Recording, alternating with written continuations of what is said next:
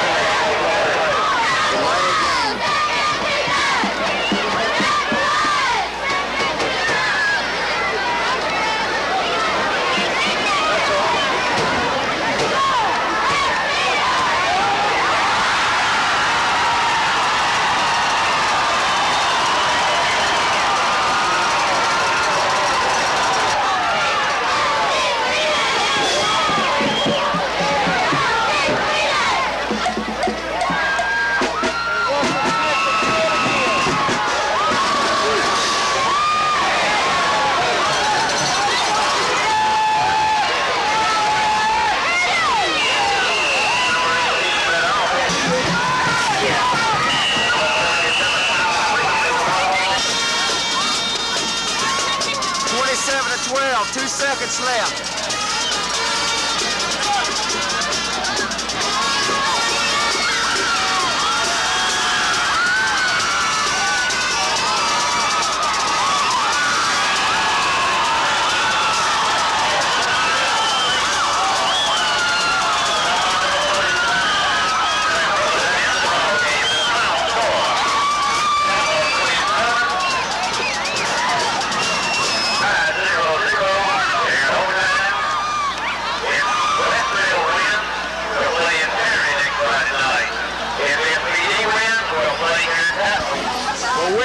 Championship game again, and that's what we started out this season for. Hey, and it is not easy, as you well know, to get there two years in a row.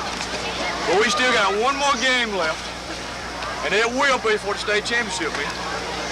You know what that's all about, right?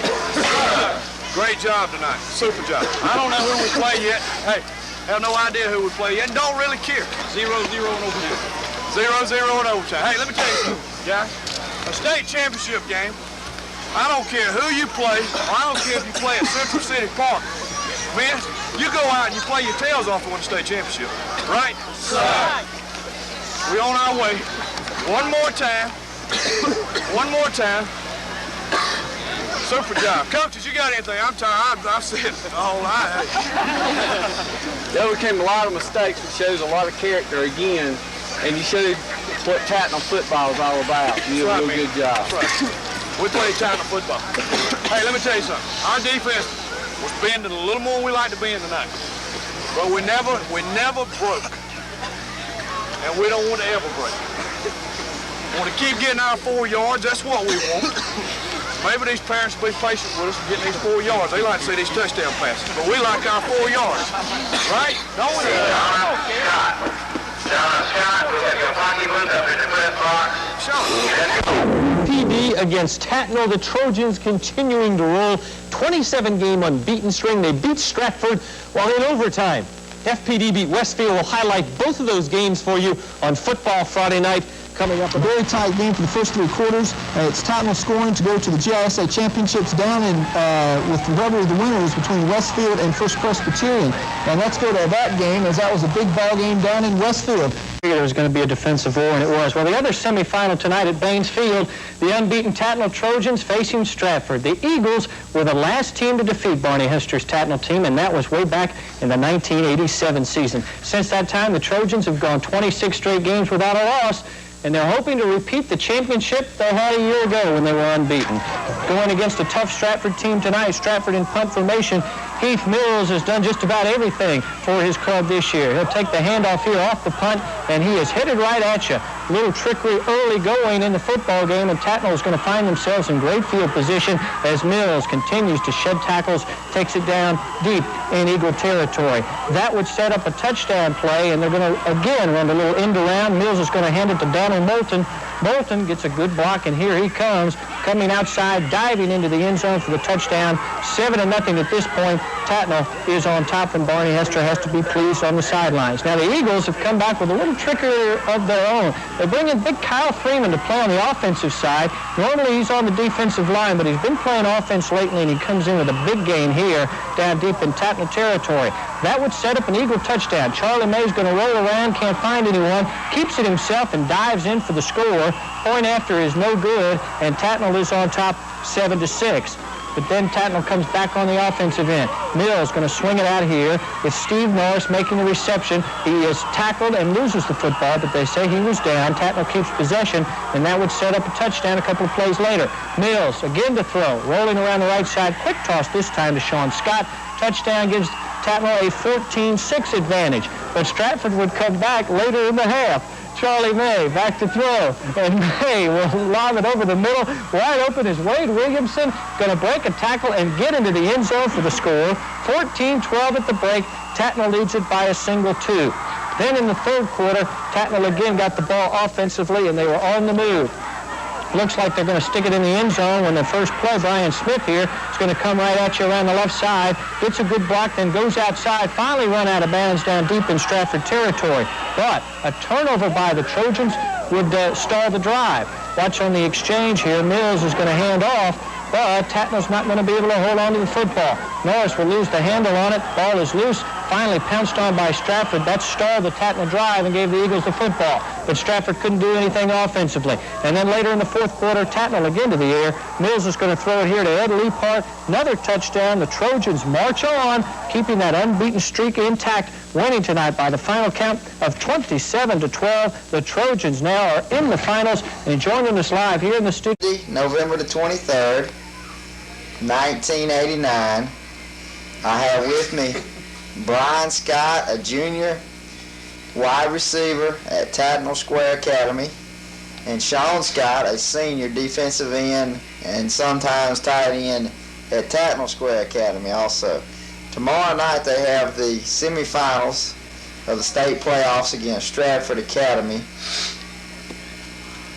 These guys haven't lost a game in 26 tries. The last time they lost, October of '87, and neither one of these guys were on the team. Last game you lost, fellas, was against Stratford. You got them tomorrow night. You played them earlier in the year. It was a tough game. You beat them 20-10 at their field. Sean, how do you feel about that?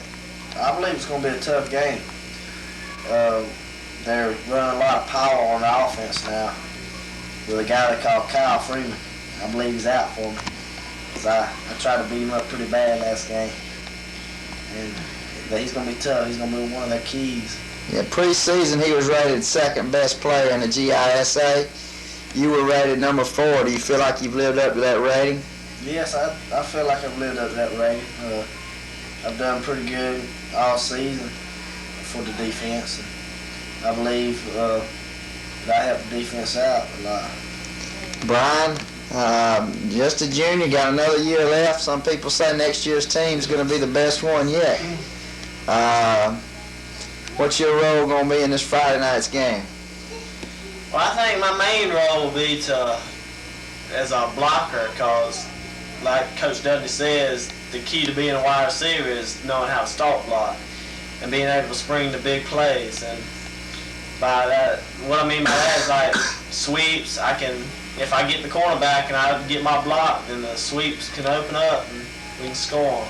If you find a receiver who can catch the ball and also block, you've really got a good one.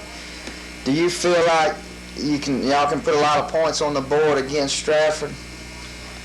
I think it's going to be close. I'm not sure how many points we're going to score. I think it'll be a low-scoring game, but it'll be moderate. Special teams are a big part. I know both of y'all occasionally. Sean, you mostly in on special teams. Special teams set up field position and that sort of thing. Certainly that's a key part of the game. Do you feel like y'all have an advantage in the special teams, and what special preparations have you made? Yeah, special teams do a lot. They really get after the ball. They get fired up, get down the field, make a lot of contact, make things happen. That's what happens with special teams. Fellas, we got any trick plays or new plays put in for Stratford, Brian? We've put in one new play, and that's the 47 reverse, and that's to Donald Moulton. And he's a good runner. He's a hard runner. And he can make things happen. He'll be reversing it back, and we'll just be expecting big things from him. Well, let's get a prediction from each of you on the final score. Brian, what's your prediction for tomorrow night's game? I think I'm going to go with 6-20, our favorite. Okay. Sean? I think it's going to be 28-6. Ooh, predict no shutout, huh?